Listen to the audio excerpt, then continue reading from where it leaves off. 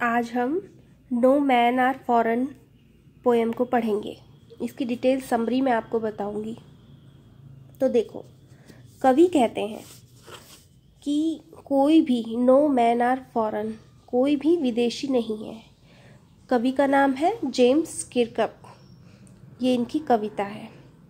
तो अभी उसकी कुछ समरी है, उसे मैं आपको समझाती हूँ। This is an anti war poem.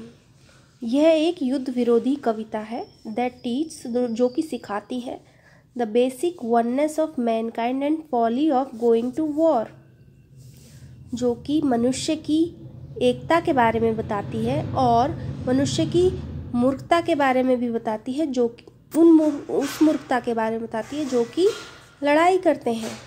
The poet says, poet कहते हैं that no man are strange, कोई भी व्यक्ति स्ट्रेंज नहीं है, अजनबी नहीं है। And no countries are foreign, और कोई भी देश विदेशी नहीं है, फॉरेन नहीं है। Under the outward superficial differences, ये जो बाहरी अंतर जो दिखते हैं उनके होने के बाद भी the inner essence is everywhere the same, जो आंतरिक, जो उसका अंदर का जो असलियत है, असली रूप है, वो सबका सेम है। Under all kinds of different dresses, हर तरह की अलग अलग ड्रेसेस होने के बाद भी all man have the same kind of body, सभी आदमियों की एक ही प्रकार की बॉडी है। The bodies of all man breathe in the same way as our body does, सभी व्यक्ति उस बॉडी में एक जैसे सांस लेते हैं जैसे कि हम लेते हैं। All man move on the same earth, हर व्यक्ति सेम अर्थ पर मूव करता है। एंड आफ्टर डेथ, और डेथ के बाद all man lie under the same earth, हर व्यक्ति लेट जाता है सेम अर्थ पर मरने के बाद। Everywhere it is the same sun, हर जगह यहाँ पर सेम सन है, एक ही सूरज है, सेम एयर है, वाटर है, दैट पीपल इन्जॉय, जिसको लोग इन्जॉय करते हैं।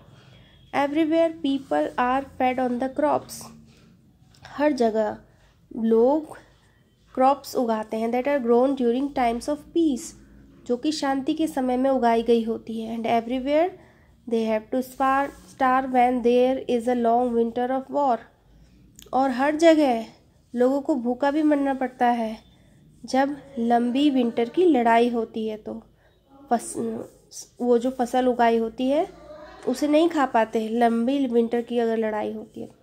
Everywhere man have the same kind of hands, हर जगह मानव के एक जैसे हाथ हैं। They do the same kind of labour, वे एक ही तरह का लेबर करते हैं, मेहनत करते हैं। They have the same kind of eyes, उनकी सेम काइंड की आइज़ हैं, हर एक ही जैसी आइज़ हैं। दैट वेक एंड स्लीप, जो जगाती हैं और सुलाती हैं। They have the same kind of strength, उनकी एक ही प्रकार की शक्ति है। That can be won by love, जिसको प्यार से जीता जा सकता है। Everywhere the same kind of life is lived which can be understood and recognised easily, हर जगह एक ही प्रकार का जीवन है जो जिया जा रहा है, जिसको समझने की आवश्यकता है और पता लगाने की आवश्यकता है।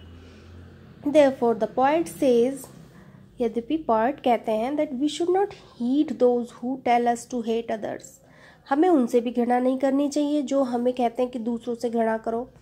वी शुड रिमेंबर दैट, हमें याद रखना चाहिए, बाय हेटिंग अदर्स, कि अगर हम दूसरों से घृणा करेंगे, it is only our self, तो ये हम ही हैं जिससे हम करेंगे। दैट वी रॉब, जिसको हम लूटेंगे, मतलब अगर हम दूसरों से घृणा करेंगे तो हम अपने आप को ही लूटेंगे। डिसीव एंड क्रिटिसाइज, डिसीव हराएंगे और आलोचना करेंगे अपनी। By taking up arms against others, दूसरों पे आर्म्स, उंगली उठाने से, बाजू उठाने से, दूसरों के विरोधी बोलने से, we only defile this earth, हम इस अर्थ को ही गंदा करेंगे। That belongs to all of us, जो कि हम सबसे बिलोंग करती है अर्थ, सबसे संबंधित है अर्थ, क्योंकि अर्थ हमारी है।